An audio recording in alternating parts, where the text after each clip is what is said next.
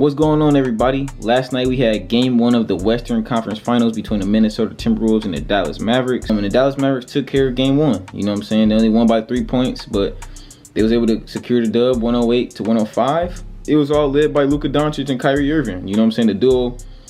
This might honestly be like the best duo left in the playoffs, if you ask me, man. Luka and Kyrie just play so well off of each other. And it's just still crazy to me that they got a D grading for the trade for Kyrie. When they first traded for Kyrie, everybody was saying it's not a good fit. 2 ball dominant guys, you know, this, that, and the third. We all know that Kyrie was facing so much in Brooklyn, man, you know, with the media.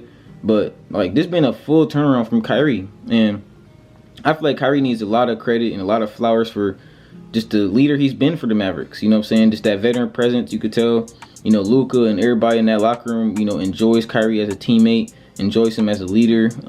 He brings that positive energy every day to the locker room, and it spreads across the whole locker room. You could just tell, you know what I'm saying? Luka loves them as a duo, and it's been looking good. I think that's the best Batman and Robin pairing in the league. You know what I'm saying? You guys let me know down below in the comments if you disagree or agree, because like I said, games like last night is a prime example of how, you know, they just know when to turn up. They know how to play off of each other, and last night was a little different. We seen, you know, in the previous series, Kyrie had a slow start and then he picked it up in the second half. But this game, Kyrie scored, 13 points in the first quarter, and he had like 24 points in the first half. He did have a quiet second half. He ended up with 30 points. So, I mean, that's a good game from Kyrie. You know what I'm saying? They didn't shoot the ball well from the three-point line, though. They did not shoot the ball well from 3. They shot 6 for 25 from 3 as a team. And that's not usual. You know what I'm saying? They usually, you know, pretty lights off from 3, from PJ Washington to Kyrie. We seen Luka Doncic kind of struggling from 3-point range this playoffs. But it was kind of crazy to me that they won this game, seeing the 3-point differential. Like, the Minnesota Timberwolves hit 12 more threes than the Dallas Mavericks, and the Dallas Mavericks were still able to pull out with the dub. I do think this will be a long series. This will be a long series. It's crazy. I made a bet with somebody at work already, you know what I'm saying, about this series. I put 50 on the Dallas Mavericks to win the series. And he said double or nothing if they get swept.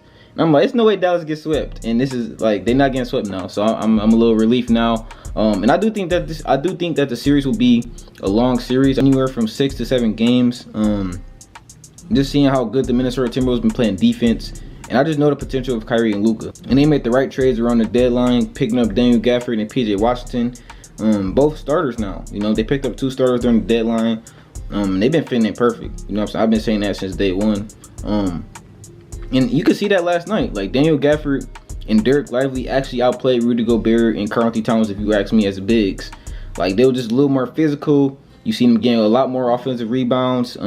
They out-rebounded them, you know what I'm saying? And I really like what I'm seeing from Derek Lively. It's crazy to think that he's still a rookie. Like, he's a rookie, and he's been a big part of their success this playoffs, you know?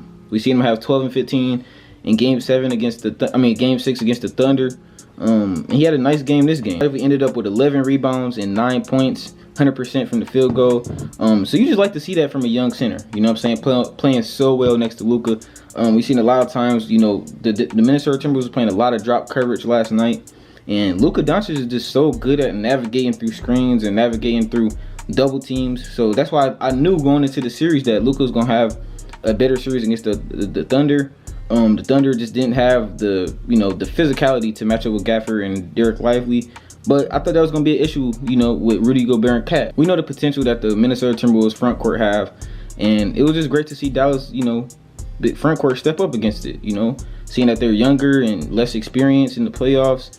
And I think they did really good with just throwing the big man lobs. Like, they really put the big man in position last night to score. Like, you've seen a lot of times Luka get doubled. He passed out of it. Derek Lively get an easy flush or an easy lob. Same with Daniel Gafford. So, I like to see Kyrie. You know, when Kyrie is struggling from the 3, I like to see that Kyrie can take over inside or in the mid-range. You know what I'm saying? He's a wonderful 3-level scorer.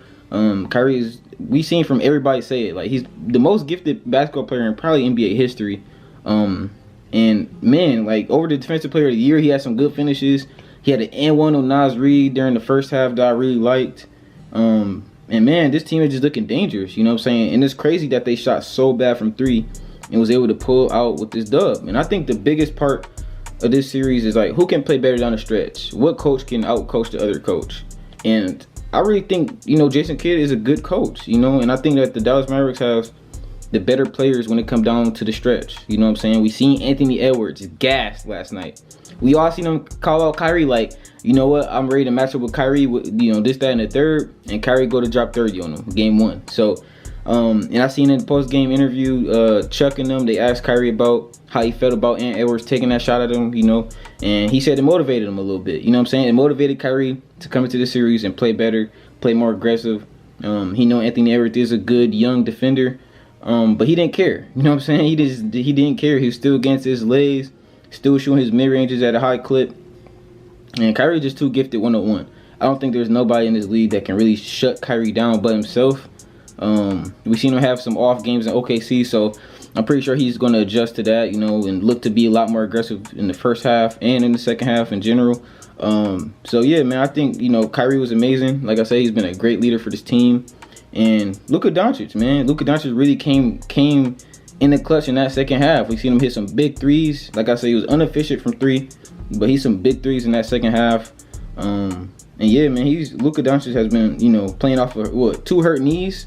So just to see Luka play like this on injuries and not really making that an excuse is just amazing. And actually is the reason why he's one of my favorite players. Like Luka, just the way he plays at his own pace no matter what. No matter if it's game 7, no matter if it's game 2, like Luka gonna play at Luka's speed. He's not necessarily slow, but he's not fast at all. You know what I'm saying? He's playing at his pace, navigating through the screens, navigating through these double teams, throwing it to PJ. He trusts his shooters too. You know what I'm saying? He trusts PJ Washington. We see PJ Washington was not efficient last night. 4 for 10. No, he shot 2 for 8 from the 3. So, like I said, we know PJ Washington is going to shoot anywhere from 5 to 10 threes a game. And that's all because Luka and Kyrie trust him. They trust him in the corner to knock down a 3. And the fact that PJ Washington wasn't efficient from 3 last night is kind of scary. Because, like I said, next game he can go off for 25 and hit 5 threes. You know what I'm saying? That's just PJ Washington's game. He's an up and down player, but when he's hitting, man, it's scary. And we also seen a quiet night from Derrick Jones Jr., who was very good in that OKC Thunder series.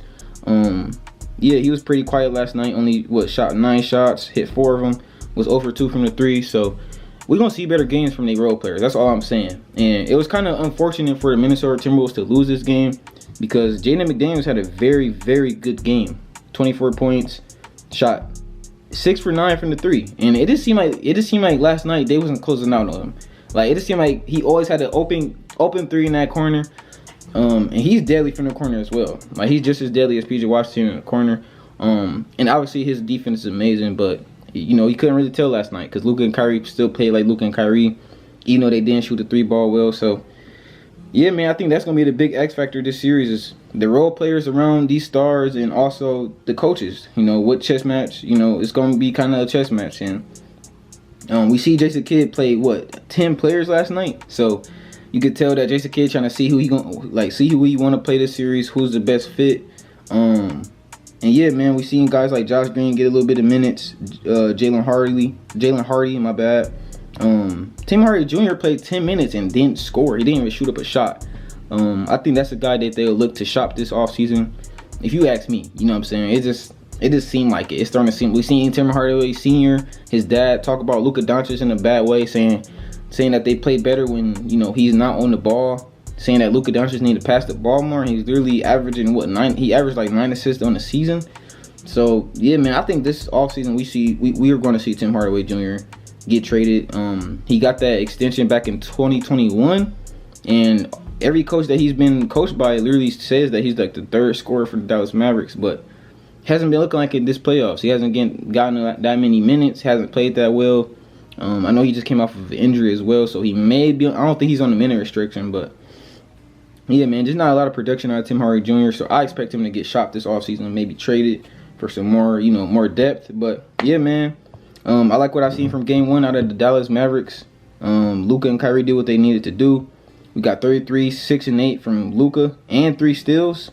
And we got 30 points, 5 rebounds, and 4 assists from Kyrie Irving.